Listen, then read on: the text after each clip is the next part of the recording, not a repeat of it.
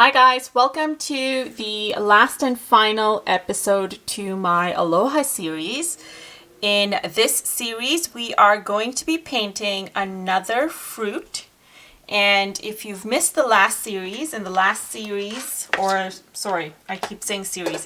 video, we painted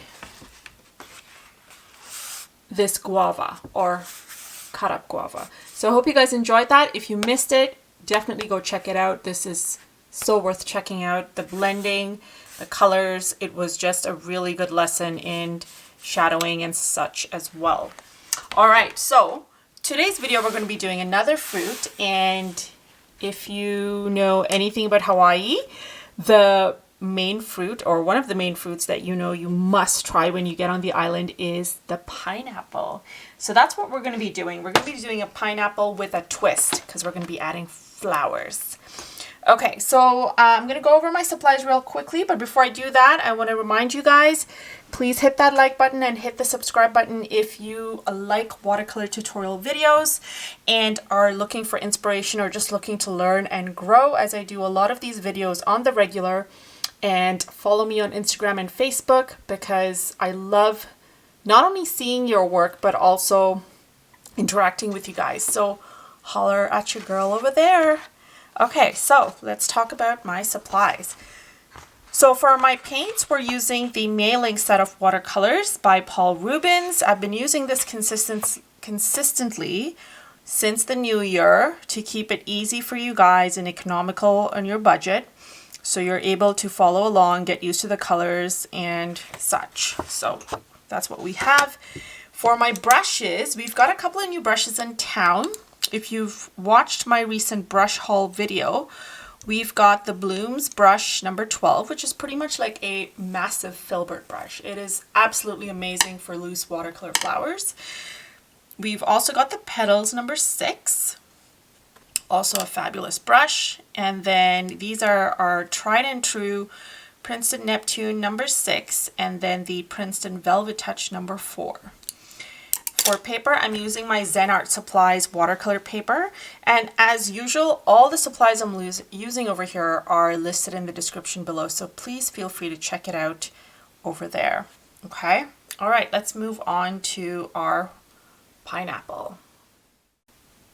Okay, so for the first thing we're going to do to begin is do a very basic drawing of a pineapple shape. And I'm just going to do one curve here, or like a comma stroke.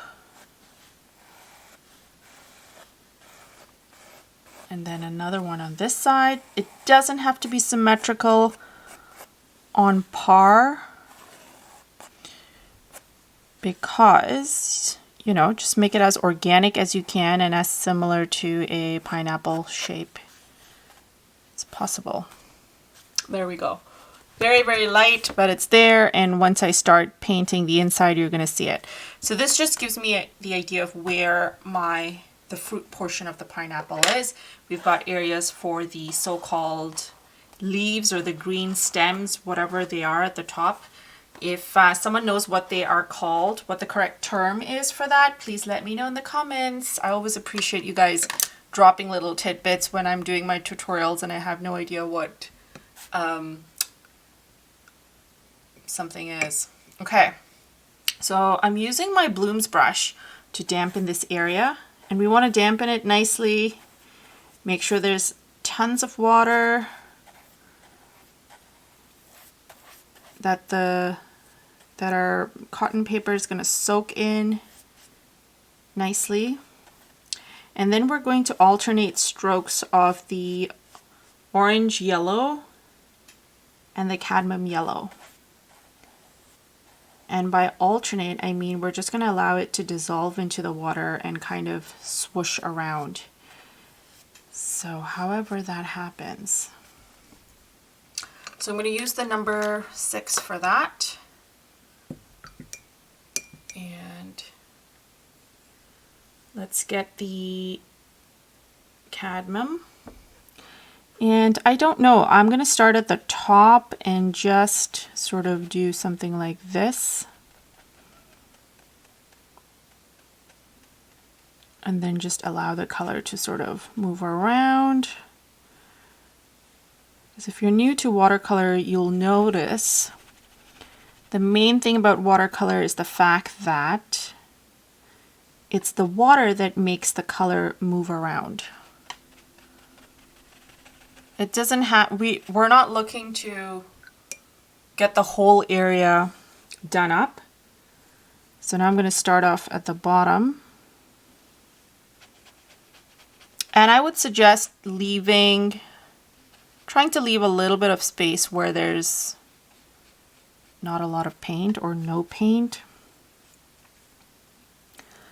And at the tops, let's throw in some of the yellow before we do anything else. We probably should have added some of that yellow before. So all I'm doing is just adding bits of the cadmium yellow while this area is damp.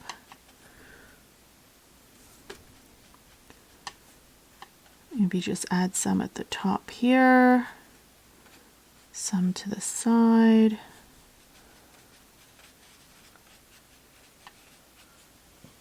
Some around there.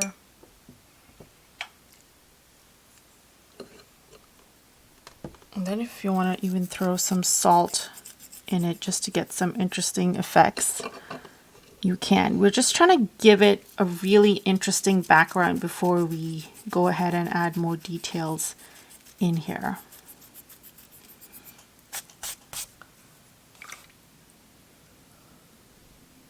I'm just going to swish some of this color around just a little bit.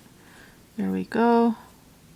Perfect. What I want to do is also add a little bit of the cadmium red, and I'm going to add some of that right here at the bottom. It's just like a darker version of the orange.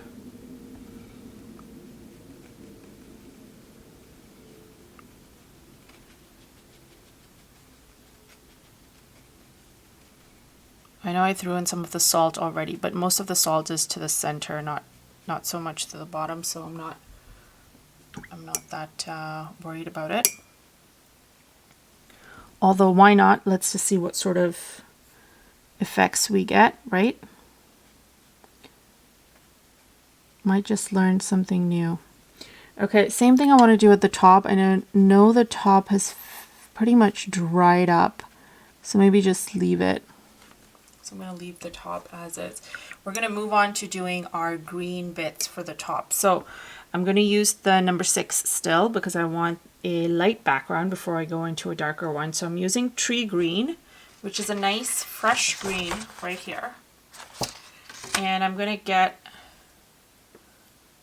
maybe like a 30-70% of it where it's like more water, less color.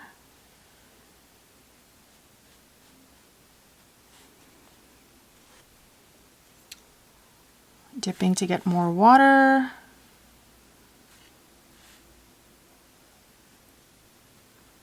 Do my center one. Do another one this way. And I don't mind if it touches a little bit of the orange part. That might actually be helpful.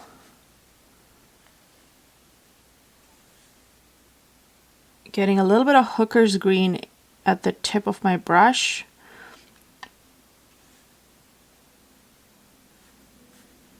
For the lower bits, just so that they are darker. I'm going to do that again by getting more water and then that hooker's green in here. And you can see how it immediately gives you that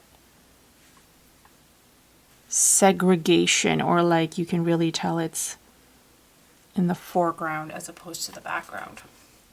So that's what we're doing to get our blended bits happening in here. I'll do one more over here, and then I think we can sort of let this sort of just be loose.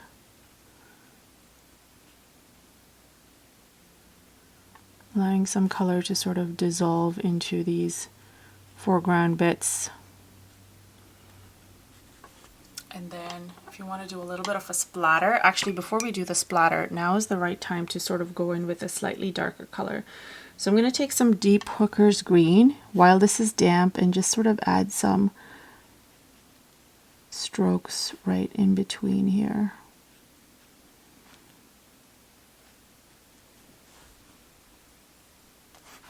And that's good enough for me. And just do a little bit of a splatter. Fabulous. Okay, so now we move on to the next part, because by now most of this stuff is fairly dried up. You can just brush off the salt. Some of that is still a little bit damp, so I'm going to wait for it a bit. Maybe even try adding a little bit of salt here at the top. I've got some nice green happening there. I think we'll get some nice effects. I'm just putting it on the top right hand side. All right, so we're gonna wait for this to dry a bit, and then we're gonna hop back on to paint our flowers. So actually, while this is drying up, I don't need to hop off. I am going to just quickly talk about the colors we're going to be using. So we're going to use magenta. Actually, we're going to use the cadmium red and have some magenta for the center. And those will be our main flowers. And then we'll do the purple, fresh purple right there. And I would love to blend that in with some of the turkey blue or even the Prussian blue, because I think those would be really good combos. And then finally a little bit of the either the orange yellow or cadmium orange. We just got to see how it transitions on here. And then for the greens, I like to keep things fresh still, but maybe not too fresh, because we got a lot of fresh green happening over here at the top. So maybe a little mixture of the tree green with some olive or something like that. So let's just do the flowers first, and then we keep the green for the absolute last. All right, so we're back at it. And like I mentioned previously, we're going to start off with using the magenta, the cadmium red. Did I say cadmium red? Yes, cadmium red with a magenta center. And this is what that's going to look like. So for the cadmium red, we're doing, I'm going to get some of that cadmium red, but I'm mixing it to be sort of just getting it from the color cake, and it's fairly, I would say like 30-70-ish. That seems to be like my go-to. Maybe even, no, 60-40 is what we're going to be doing for the center. So we got to place these flowers 5 different locations on here, and then we'll open up to the other flowers I have in mind. So all we're doing really for these flowers are something very simple. So I want to position these flowers in areas where we've got a slightly darker color, and then some of the mix happening here too. And you'll see why in a bit. So pressing down, getting another little area here, and then kind of just curving off to finish this off. And then you can take your, notice I left the center open or white spaced, so to speak. Taking my number 4, I'm going to get some of the magenta, and we're going to add that to the center. I'm getting a very dark version of the magenta so that it can really bloom into this, giving us a nice blend. And that's the whole point, where you've got a 2-tone transition happening right at the center of this flower, maybe even at the curve of it, if you want to do that. So that's the idea. Oops, that's the idea for this flower right here. So we're going to repeat this a bit, dipping my brush in water to get a slightly muted version of this. And I'm just going to do a smaller one over here. It's still a little bit damp, but I love that it's kind of seeping in. Just make sure you leave white space, otherwise it's going to close up and yeah, it's not going to look as great. So I just tap the brush onto my color, get a little bit of water, then I'm going to do another one happening over here.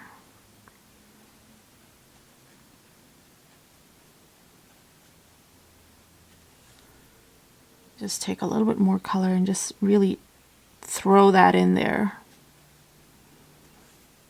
And now I'm going to take the magenta and add that to the center. Give us that beautiful blend into our cadmium red. So that's more the idea. Let's do another one over here.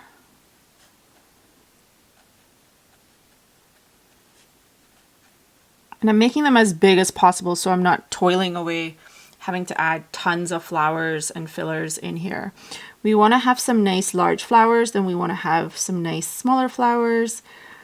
And then this creates a lot of interest and also harmony, visual interest, and some sort of harmony in a very contrasting manner. So I would say maybe more contrast than anything else. So we've got 2, let's add 2 more. Sorry, we've got 3, let's add 2 more. I'm going to add 1 more here. Like really get loose with how you paint these in. If you want to use, if you're comfortable and you want to use your flat brush to create these flowers, I think you'll get some stunning, stunning results. I will not say no to that. Go ahead and do that if you're comfortable doing it.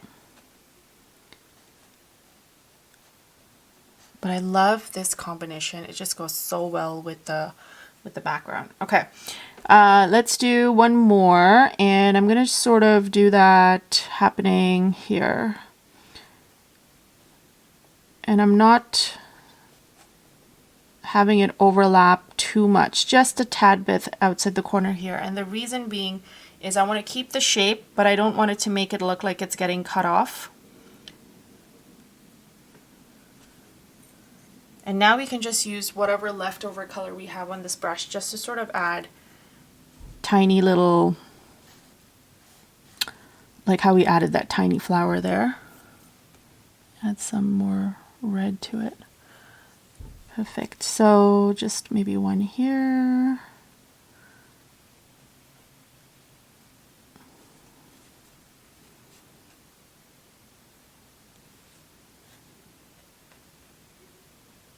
You could even do buds if you wanted. So I'll just do a dot there, which is indicative of a bud. Do another one here, maybe 2 here. Perfect. So now we can move on to the next thing we're doing. I'm just adding adding a couple of dabs of the magenta to this just to sort of make it known that it's part of this family here. Okay, so now we can move on to the next flower, which is going to be in purple. So washing my brush off, I'm going to get some of the, what was it called? Fresh purple? Yeah, fresh purple right here. And we're going to get some flowers that look like almost like daisies. So they're going to be long petals. So using the number 4, I'm just going to go around and do this in a circle. Now be mindful of the area you're painting it in. Some areas might be damp a little bit, in which case you'll get a little bit of a bleed. And I like to get different variations of this color. So like maybe try a little bit of water, excess water, or extra water onto your brush before painting this in. Or dip the tip in your dip the tip of your brush in water and just then paint your next flower in. You know, experiment with that.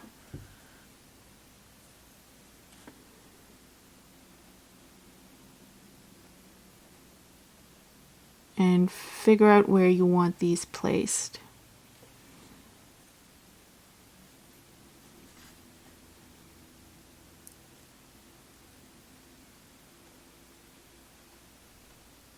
If you have a pattern like how you want to place them, that's going to help you. For instance, if you want to, you know, do these hovering around the orange ones, then go with that. But if you're just kind of going haphazard all over, that also works. Just try it out. You're meant to have fun during this process. There is no technique per se, outside of, you know, really getting accustomed to how watercolor, the medium, works and how you can use it. And have fun. I'm going to do one more tiny one over here. Like I said, variations in sizes help.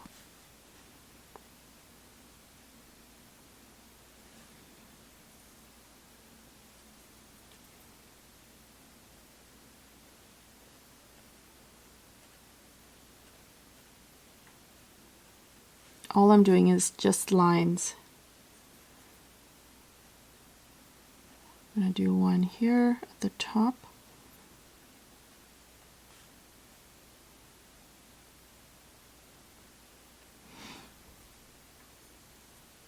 Just to really bring some nice contrast.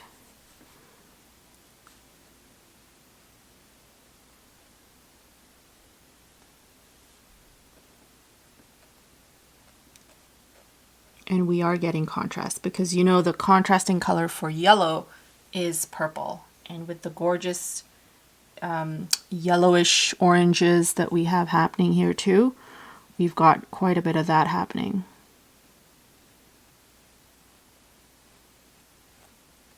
These colors are so exciting to look at.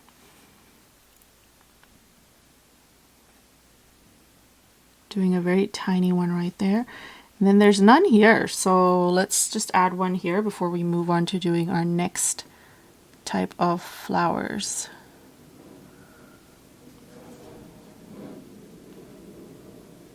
I'm doing a tiny one here next to it. And then remember, if you want to add a couple of dots for these guys around, that's also a nice touch.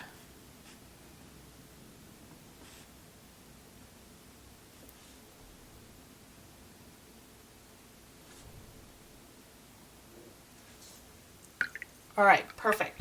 So now we can move on to the next thing, which is our blue flowers and blue and orange. So we've got more contrast happening. So for this one, I will use the number 4 again. And we're getting our nice turkey blue. 1, 2, 3, 4. 1, 2, 3, 4. Just counting on here to make sure I have the right color. So turkey blue is like this color right here. It's this nice bright blue. Okay, and so for these flowers, we're gonna do more like berries. Yeah, and so we'll start off with a couple happening in the areas that are like really white, so the blue can really stand out. And then again, just like we've been using for all these areas, we want to get different variations of blue. So some really dark, some really spread thin because the water is more than the color. That's what I mean by spread thin. Yeah, and big, different sizings as well of the circles. And this is again where we will achieve some really beautiful contrast with the sizing, the color, pretty much everything here. So these areas in white is where the blue really shines and like pops out because you can really see it. I'll add some in here. I'm gonna add it over this green splatter that happened because I don't really want it to, I don't really like how that happened or how it transitioned. Once it's dried up.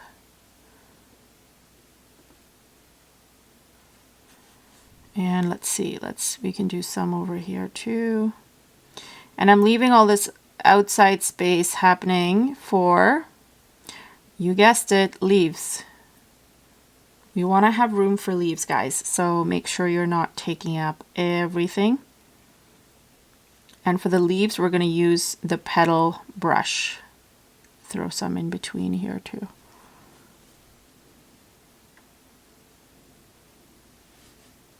You could essentially do a splatter for this, but I think it's better to be a little more intentional about where you're placing these things, just because yeah, if the splatter falls out or it falls over a flower, that, yeah, I don't want that, at least. That is not what I'm looking for.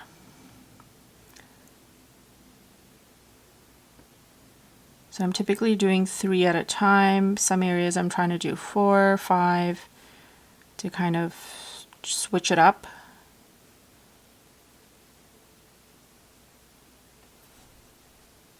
All right, perfect. So now let's go on to our leaves.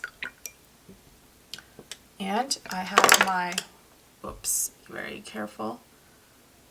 I have my PetalsBrush handy,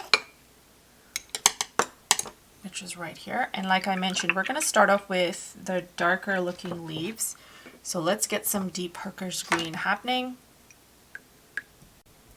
Now, if you don't know how to use this brush, I suggest you watch my video on the tropical inspired flowers. I kind of give you an idea on how to use this brush. And if you don't have this brush, or you're just not comfortable using it, you don't want to ruin your pattern, you can just use your regular number 4. So we're going to do literally stems like this, and then just use this brush to kind of pull down and create long, loose,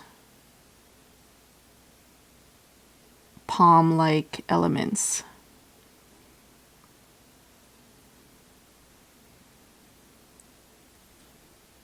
And then this is what's going to give us some nice movement throughout our painting here. So we've got one here. I'm going to do one coming down.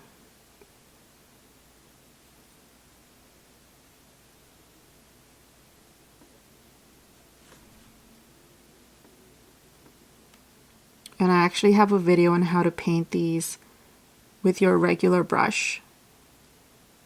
If you guys are interested, I have linked it below in the description as well. And that's actually an older video of mine, but comes in handy for videos like such, right? Where I don't have to spend too much time explaining how to do this because I have a video for you.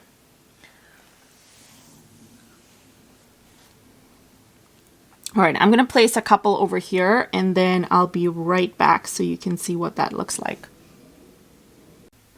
Okay, so I have placed my little thin palm-like fronds all around, and now we're going in with the olive green and we're just going to do like regular leaves in and around our flowers.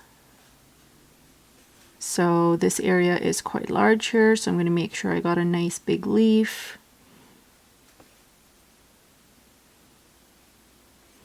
And just place them all around. So we're just pressing down and doing very sort of loose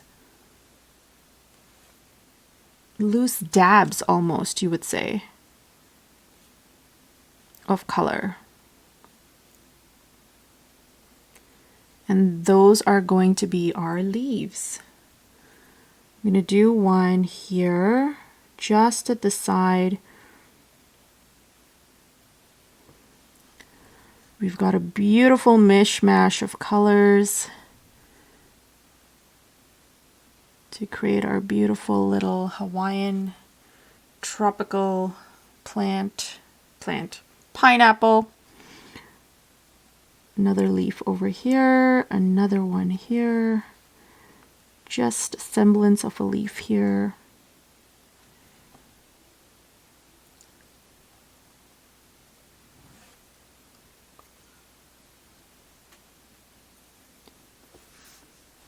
I'm gonna do a couple over here.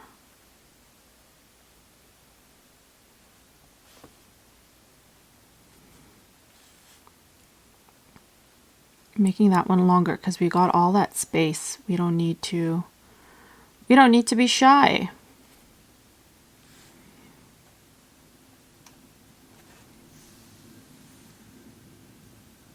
And we are pretty much done after this. So I think the last bit that I would suggest is either a splatter, or let me just finish placing all of this and then we'll figure it out.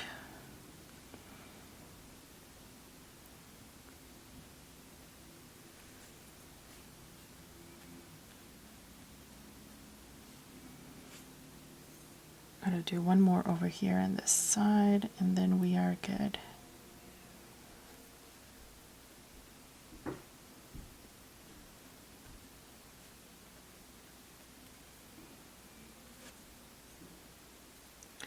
I would like to do one more here just because we got the space, so why not?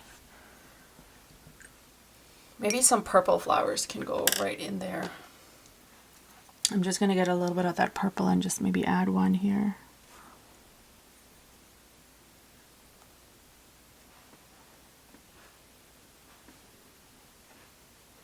There we go. Perfect. And we're good. And okay, so now that this is done, I want to do one more thing to enhance this a bit more. And that is just taking my number 6 and we're going to go in for that dark green, deep hooker's green. And I want to add a darker tone for our little top of the pineapple. So I'm getting most of the color from my color cake. And we are just going to go in and really enhance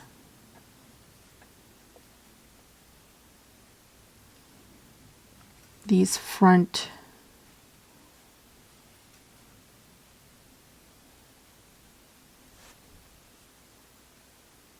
versions of these here.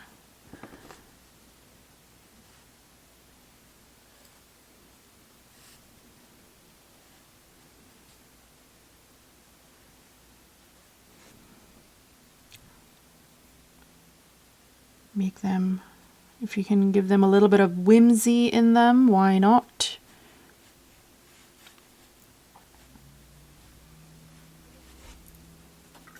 So you can see the contrast from there with the color down here. And here we go. That is it. We have done our little abstract Hawaiian style pineapple. And I am going to do one more thing. I know I keep saying one more thing, but I promise you this is the last thing. I'm getting some of the yellow and I'm really watering it down. And so my brush is full of water and I want to do a splatter, like a very watered down splatter of the yellow.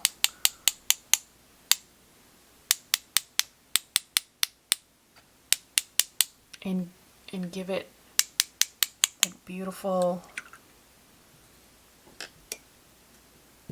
burst of color almost. And so for these like areas like this, I'm just going to move the color around so it really looks like it's bursting out of the pineapple. And obviously because I got some there, I got to have some over here. And just a little bit at the top, just to sort of make it evenish. And then that's it, guys. This is my tropical Hawaiian pineapple. So I hope you guys enjoyed this video. Let me know in the comments what you thought. Tag me in your work, guys. I would love to see it. My social media handles are listed below. And as per usual, like I mentioned in the beginning, if you like videos like this, please like and subscribe and follow along because I put out videos on a weekly basis and I think you will love them. That's it. Thanks guys for watching and we will chat soon. Next week we will be starting something new. I'd like to keep